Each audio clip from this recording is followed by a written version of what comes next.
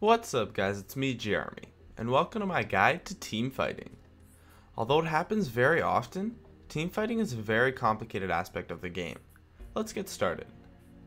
Let's start by describing a team fight. A team fight is of course where both teams fight it out to see who can come on top, but there are quite a few characteristics to notice. There are three parts, or lines, to a team fight: the front, middle, and back lines. The front lines try to create an impassable wall and lead the charge and initiation into the enemy team. These people are often diving your opponent's back lines and are usually really tanky or are assassins. The mid line is the players who have a good balance between tankiness and damage to be able to kill tanks, or they are trying to kite and peel for the back line. The back line is of course the champions that do a ton of damage but die really fast and thus must stay in the back to be protected. It can also include champions that are squishy that are trying to protect the carries as well. It's very important to know which line you are a part of, so analyze your champion and know your role in a team fight. And now with that beautiful segue, let's talk about roles during a team fight. The AD carry role is fairly simple.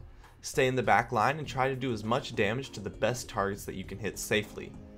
The support also has a fairly simple role too. Kite, peel, and protect the back line of your team, while using your crowd control abilities in the best way that you can. This often involves being in the backline, but it can also mean being in the midline sometimes if you're tanky enough. But as long as you're kiting for your team and not dying, it shouldn't really matter that much. Now the other roles aren't as simple. The mid laner can fit into any three of the lines. A champion like Diana does great in the front line because she's solid at diving into the enemy team and also gets very tanky. A champion like Rise is a phenomenal person for the mid line because he gets tanky enough and does tons of sustained DPS, and thus is great at killing the enemy front line. In addition, a champion like Lux might want to stay in the back line because she's extremely squishy but does a ton of damage at very high ranges, so she has access to hit the different lines of the enemy while staying in the back line. The top laner and junglers can fit into the mid line or the front line. It depends on your composition really. If they need to dive the opponent's back and mid lines, those players should be in the front line. If they need to kite and or do sustained DPS, they can stay in the mid line. For example, a champion like Jarvan often needs to be in the front line because of his incredible diving potential, tankiness, and ability to initiate fights, while a champion like Jace might want to stay in the mid line so he can survive and still do tons of DPS. It's important to note that not every team comp has all three lines. Many team compositions are missing a mid line, and some are even missing a back or front line. You need to analyze your team and position accordingly, which brings me into my next point: positioning. Positioning in team fights is actually fairly simple. It's just a lot harder than it sounds. Have your front line go in and start the fight, while your mid line stays in between your front and back line, while your back line of course stays in the back. It's definitely not as simple as it sounds, but remember that a solid initiation from a front line player will set up that position needed, because the back line can safely stay in the back while the mid line moves into position. But remember that you should always be aware of which line you are a part of so that you can position properly and perform your role adequately. Now let's talk about the actual team fight. There are two parts of team fighting: the initiation phase and then the fight phase. The initiation is something that actually decides the majority of team fights. This is of course when the fight starts and the positions fall into place. Before the initiation, you need to have your lines set up. That way it will be hard for the opponents to initiate onto you. Start by having your initiator initiate onto them, and then have your team set up the positioning to be able to perform your roles in the fight in an optimal way. It's good to note that the best initiations happen on someone that is caught out. When you see someone caught out and in the wrong line, just jump on them for an easy catch and an easily won fight. It's important that you do not hesitate, because people don't expect random initiates a lot of the time, and if you can catch them out when they make that one so ever slight misstep that they usually get away with, and then you capitalize on it, winning fights can become extremely easy. Now on to the fight phase. The strategies for this phase is fairly simple. Everyone assembles into their respective lines and performs their respective roles as mentioned earlier.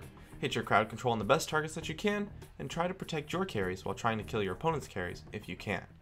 I did go over this in a previous video, but I'd like to mention it again, and it should be noted that diving usually isn't that good of an idea unless you have a team composition for it, because kiting is such a strong mechanic in the game. Heck, kiting is why the support role exists and is viable, because they can kite so well and thus be very useful in teamfights despite not being able to do that much damage.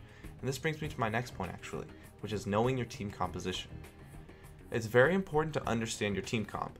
If your comp has no midline, then your AD carry must be ready to survive a very strong dive onto them. Vice versa, if your team has a strong midline, your AD carry must be ready for heavy protection and be able to do tons of damage in fights. Some comps, like a poke comp, don't even want to teamfight at all, and thus have no front line, so you need to be ready to avoid initiations. I'm not going to go into the specifics of every comp right now, but knowing what your team comp is and how to play it will give you a very solid idea of how to position and what to do during fights. In addition, you need to know your opponent's composition too.